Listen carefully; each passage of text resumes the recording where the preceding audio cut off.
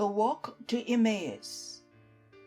Now on that same day, two of them were going to a village called Emmaus, about 7 miles from Jerusalem, and talking with each other about all these things that had happened. While they were talking and discussing, Jesus himself came near and went with them. But their eyes were kept from recognizing him. And he said to them, "What are you discussing with each other while you walk along?" They stood still, looking sad. Then one of them, whose name was Cleopas, answered him, "Are you the only stranger in Jerusalem who does not know the things that have taken place there in these days?" He asked them, "What things?" They replied, "The things about Jesus of Nazareth, who was a prophet, mighty in deed and word before God and all the people, and how our chief priests and leaders handed him over to be condemned to death and crucified him. But we had hoped that he was the one to redeem Israel. Yes, and besides all this, it is now the 3rd day since these things took place. Moreover, some women of our group astounded us.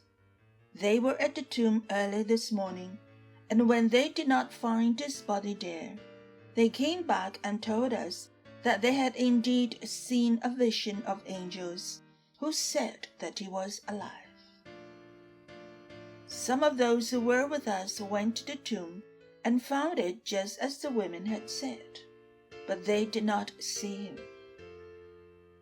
Then he said to them, "Oh, how foolish you are, and how slow of heart to believe all that the prophets have declared.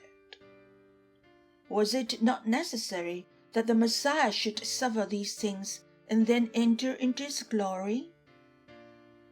Then, beginning with Moses and all the prophets, he interpreted to them the things about himself in all the scriptures. As they came near the village to which they were going, he walked ahead as if he were going on.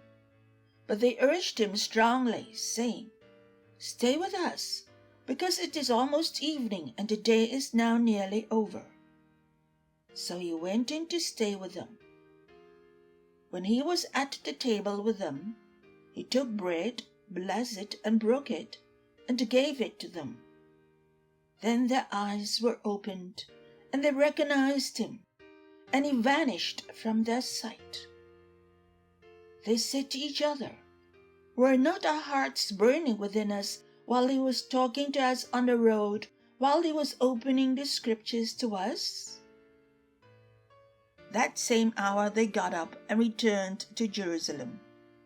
And they found the 11 and the companions gathered together. They were saying, "The Lord has risen indeed, and he has appeared to Simon." Then they told what had happened on the road, and how he had been made known to them in the breaking of the bread.